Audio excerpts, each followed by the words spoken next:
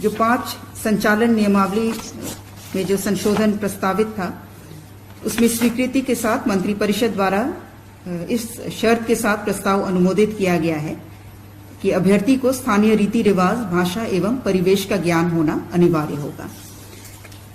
जो संशोधन प्रस्तावित है, जिस पर मंत्रिपरिषद द्वारा स्वीकृति दी गई है, उसमें पहला संशोधन अर्हता के संबंध में है। न्यूनतम शैक्षणिक अर्हता अभ्यर्थियों को मैट्रिक संचालन नियमावली के संबंध में बताया जा रहा है कि अभ्यर्थियों का पहले प्रावधान था कि वे मैट्रिक एवं 10वीं कक्षा उत्तीर्ण होना अनिवार्य होगा, और वर्तमान प्रस्तावित संशोधन है कि अभ्यर्थियों को आयोग में आवेदन प्राप्त होने की अंतिम तिथि तक झारखंड राज्य में अवस्थित मान्यता प्राप्त शैक्षणिक संस्थान से न्यूनतम मैट्रिक 10वीं कक्षा उत्तीर्ण होना अनिवार्य होगा, परंतु यह कि झारखंड राज्य की आरक्षण नीति से आच्छादित अभ्यर्थियों के मामले में झारखंड राज्य में अवस्थित मान्यता प्राप्त शैक्षणिक संस्थान से मैट्रिक 10वीं कक्षा उत्तीर्ण होने संबंधी प्रावधान शिथिल रहेगा। यह संशोधन 5 संचालन नियमावली में और साथ ही साथ 3 जो नियुक्ति नियमावली बताए गए, उन सभी में यह संशोधन किया गया है, और जिस पर मंत्रिपरिषद द्वारा स्वीकृति के साथ इस शर्त को जोड़ा गया है कि अभ्यर्थी को स्थानीय रीति रिवाज, भाषा एवं परिवेश का ज्ञान होना अनिवार्य होगा।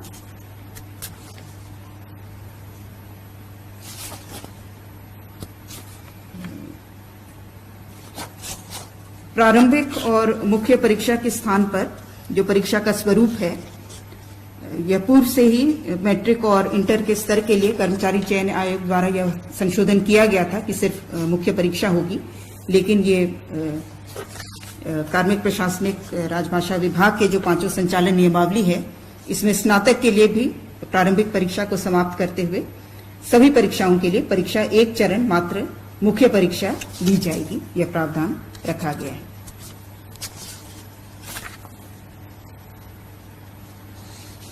पहला पत्र जो है भाषा ज्ञान का, वह मात्र क्वालिफाइंग होगा, जिसमें पूर्व में भी हिंदी और अंग्रेजी भाषा क्वालिफाइंग रखा गया था। इसमें संशोधन यह किया गया है कि उत्तीर्ण होने के लिए हिंदी एवं अंग्रेजी भाषा में प्राप्त अंकों को जोड़कर 30% अंक प्राप्त करना निर्धारित रहेगा। जो पहले अलग अलग हिंदी में 30 और अंग्रेजी में 30 का क्वालिफाइंग रखा गया था, वह अब जोड़ करके संयुक्त रूप से क्वालिफाइंग निर्धारित किया जाएगा।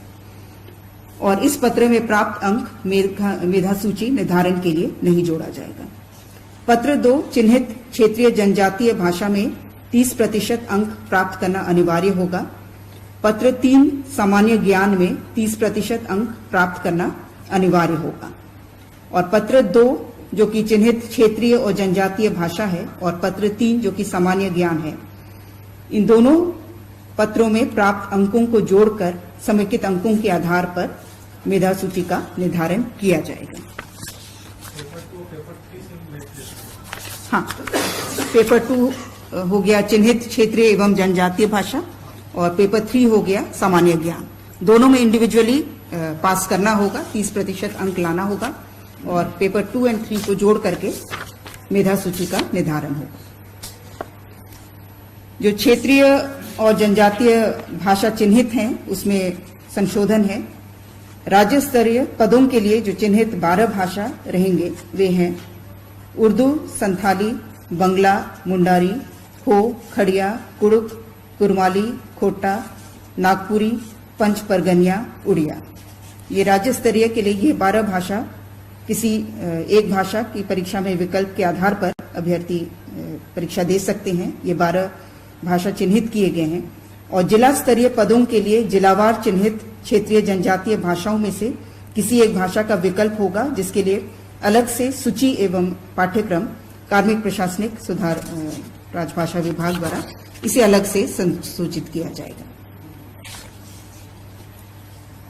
तो मुख्य रूप से यही संशोधन है, जो कि सभी संचालन नियमावली जो 5 और 3 नियुक्ति नियमावली में संशोधन प्रस्तावित है, यही संशोधन सभी में किए गए हैं।